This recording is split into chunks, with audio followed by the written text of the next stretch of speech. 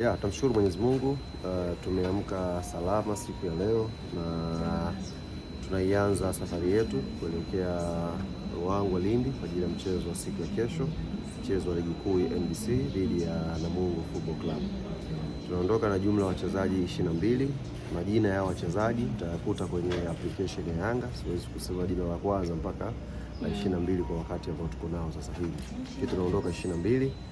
Wako wachezaji ambao wamebaki Dar es Salaam kwa sababu mbalimbali zikiwemo za kiufundi, lakini wengine ni majeruhi. Kwa mfano Edmund John, mchezaji ambaye ana majeraha, na wengine ambao tumeandika taarifa zao pale kwenye Yanga app ni majeruhi na wengine ni sababu za kiufundi. Lakini 22 ambao mwalimu amewachagua ndio wanaondoka asubuhi ya leo kuelekea Ruangwa kwa ajili ya maandalizi ya mwisho kuelekea mchezo wa siku ya kesho dhidi ya Namungo Football Club. Kwenye hawa ambao watakosekana, sijapita kwenye app pale. Clement Mzize pia yupo sababu sijaona hapa akisafiri. Jamona? Yes. Sababu Clement alijitonesha kwenye mazoezi nafikiri kwa siku 2 kabla ya mechi ya JS Kabylie, na daktari akashauri apumzike, tumwangalie check up zaidi sababu ametoka kwenye injury, tusilazimishe sana arudi, tumweke katika mazingira salama, alafu inshallah kishakuwa fit kuja kumtumia. Kwa hiyo nafikiri hata hii safari ameambiwa abakie kwanza. Ataiwa Hidabi.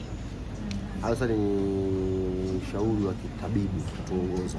Daktari akituambia kwamba ameshakuwa fit anaweza kupambana, tutamjoin kwenye program zetu kuelekea mechi. Sio dabi tu, mechi inayofuatia. Tunakwenda kucheza na Namungo kwenye uwanja wao wa nyumbani. Ni uwanja mgumu chini ya kocha Mgunda na kikosi kile kinaimarika kwenye mchezo wao nyumbani, wamepata matokeo mazuri. Umejipangaje pia kwa hili?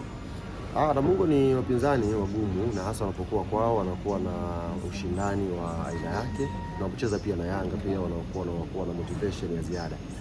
Tumejipanga na yote hayo, na sisi dhamira yetu ni kupata matokeo mazuri. Kwa hiyo tunakwenda kupambana nao, kwenda kushindana nao kwenye pitch, na naamini kwa maandalizi ambayo tunayafanya, quality ya timu ambayo tuko nayo, mipango ambayo benchi la ufundi na kwenda nayo itakwenda kuwa nguzo kwa sisi kupata matokeo mazuri. Haitakuwa mechi nyepesi, na nyakati tulizonazo hizi, unajua msimu huu mtaona kidogo kama kuna kitu kimebadilika. Tuko mwezi wa 2 sasa hivi, tutakwenda mwezi wa 3, lakini bado Yanga haijacheza hata mechi 10 za ligi. Tafsiri yake ni kwamba kipindi kama hiki ilikuwa tayari ushacheza mechi nusu za msimu, lakini bado kwa sababu ya ratiba ambayo bado. Kwa mechi zinazozidi kuwa back to back na ndio ugumu unazidi kuongezeka, na sisi tumejiandaa nazo hizo mechi za back to back na huo ugumu tuweze kupata matokeo mazuri inshallah. Yametosha kuhusiana na mchezo na Namungo au kipi ambacho kimesalia? Nisi tunauliza, mimi najibu kwa nini kama amewatosha haya majibu. Lakini pia wewe umeridhika? Lakini uhakika kwamba mnakwenda kuzichukua alama 3? Uhakika kwenye mpira huwezi kuweka tu, kwa sababu wale pia ni binadamu, ni wachezaji, wanafanya mazoezi, wanakula, wanashiba. Uwezo ukatoka tu kwenye safari ukasema naenda kuchukua alama 3 kwa huyu hapa. Sisi tunakwenda kushindana nao. Tukiweza kuwa na maandalizi mazuri kuliko wao, tutapata hizo alama 3. Tukiweza kuwa maandalizi mazuri kuliko sisi, tutapata alama 3. Hii ni football. Uwezo ukasema tu kwamba huyu unakwenda kumshona. Sisi Yanga tunaweza kumfunga timu moja tu duniani, sio Namungo. Iko timu moja ndio tunaweka nayo, sio kuifunga wakati wowote, sio Namungo football. Na ipo hivi karibuni. Bibi yangu. Yaani Namungo hamna uhakika nao. Namungo hatuna uhakika nao. Young African Sports Club iko timu moja tu duniani ndio ina uhakika wa kuifunga kila mchezo. Lakini Namungo ni mechi ngumu. Hatuwezi kutoka hapa tukifunga tunakwenda kupata matokeo mazuri. Wanajiandaa na wana plani pia za kushinda. Unaijua bwana Zai bwana. Mnaenda kucheza nao karibuni hapa? Mnaijua bwana, msitaki kunichosha. Na wanalalamika semaji kwamba kwa nini msemaji atangaze uwanja wa mechi kabla ya mamlaka husika. Imewauma hiyo mimi kutangaza mechi. Kwa nini unatangaza wewe kabla ya mamlaka husika? Nauliza, imewauma? Wamelalamika, wameandika barua kutaka maelezo na ufafanuzi. Haya, wapeni namba yangu ya simu.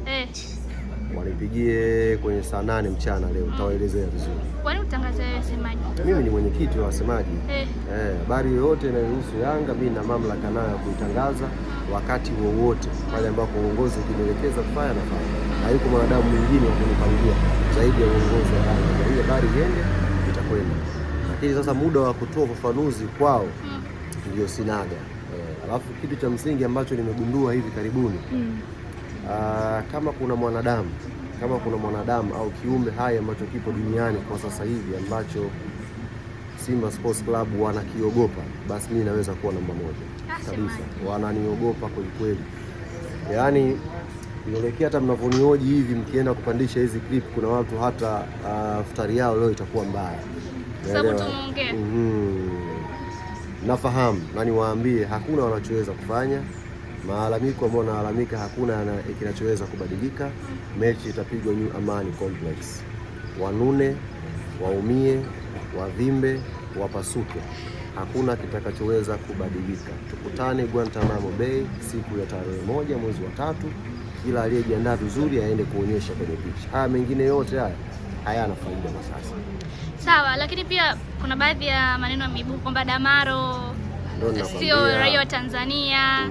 Umeyasikia bila shaka. Yaani tunapoelekea huko watakuja kusema pia Dickson Jobu sio Mnyakyusa yule, Baka yule naye ni mtu wa kutoka Omani. Tunapoelekea huko mbele ndio ninasema, tunapoelekea huko mbele utasikia Baka pia tumegundua anatoka Omani. Jobu sio Mnyakyusa, huyu ni Malawi. Tunapoelekea huko mbele kila mtu atakuwa anasema, hata muda unaweza kusikia muda anatoka wapi, Kuwait sijui huko Ethiopia. Wanaanza kuongea vitu vingi. Sisi kama Yanga, na ni muhimu wana Yanga wakalifahamu hili jambo, kila dabi inavyokuja inakuwa na maandalizi yake na michezo yake ya nje ya uwanja. Kila dabi inavyokuja inakuwa na maandalizi yake na michezo yake ya nje ya uwanja. Sisi kama uongozi tunafanya tathmini yetu, tunagundua baadhi ya michezo ambayo inaweza kuchezwa nje ya uwanja. Na dabi hii inawahakikishia kwa 100% haitakuwa ngumu kiwanjani, ila itakuwa ngumu sana nje ya uwanja. Sisi tumeshacheza hizo dabi sasa hivi mara 6. Tuna uzoefu nazo. Dabi hii ya tarehe 1 mwezi wa 3 haitakuwa ngumu kwenye pitch. Dabi hii itakuwa ngumu sana nje ya uwanja. Kwa nini? Kwa sababu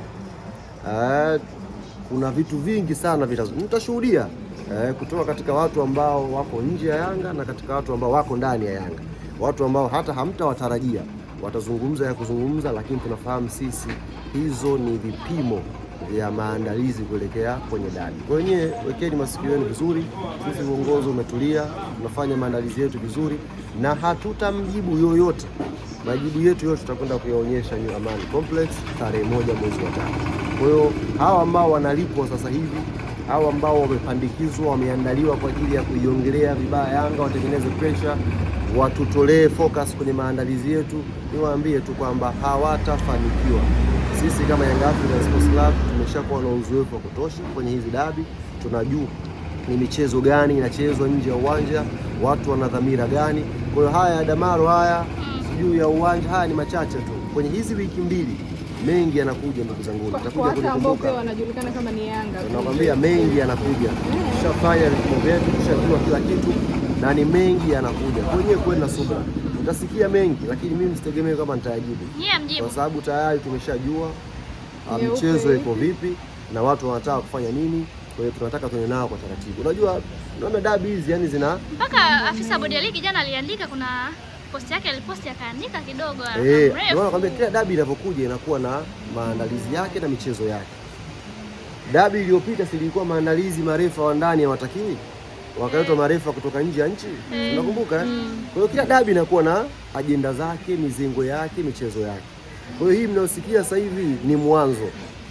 Mimi nimeshapata faili lao lote la mipango ambayo nataka kuifanya. Yote nishapata faili lote. Jasusi kaniletea nyeupe mezani. Maana mipango iko hivi, mipango iko hivi au iko hivi. Lengo lao wanasubiri sisi tujibu. Unaelewa? Tukishajibu sisi, maana yake tunapoteza utulivu wetu wa maandalizi kwenda kwenye dabi. Alafu matokeo yatakuja kutokea baadaye. Matokeo yatakuwa yamegawanyika. Kuna stories za nje uwanja, kuna matokeo ya kwenye pitch. Kwa sisi tumetulia kama ambavyo maji huwa yanatulia mara zote. Ukitaka kujua urefu wake sasa tia. Vice anasema maji yaliyotulia. Unaweza ukitaka kujua kina chake wewe tia mguu. Sisi tumetulia kimya, waongee. Najua mipango mingi imeandaliwa, mingi kweli kweli. Wako watu wamelipwa hela hapa sasa hivi, wako watu wamepandikizwa sasa hivi hapa. Wao utasikia vitu vingi sana hapa katikati. Lakini tulieni hivyo hivyo na sisi tumetulia hivi hivi. Kitu cha muhimu zaidi ni kwenda kushinda michezo inayofuatia mbele. Na ndio utulivu wetu. Haya mambo sijui nani. Ndio maana hata msije mkashangaa siku moja wakasema yule msemaji wa Yanga anatoka Denmark. Chunguzeni passport yake. Watakwenda. Ndio sasa nimekwambia hakuna kitakachobadilika. Yaani ni kama kifo. Yaani unaweza ukahama OD, ukatoka OD, ukaenda ODU, ukaenda private, ukarudi emergency. Kama umeshakaribia kufa, lazima atakufikia tu malaika wa kifo. hata uhamishwe wodi kiasi gani, uletee madaktari bingwa kiasi gani wakuzunguke, kama ahadi yako imefika, utaenda tu na maji. Kwani semaji nyewe mnaogopa Benjamin Mkapa? Hizo sita alishona wapi? Si Benjamin Mkapa? Sio bana.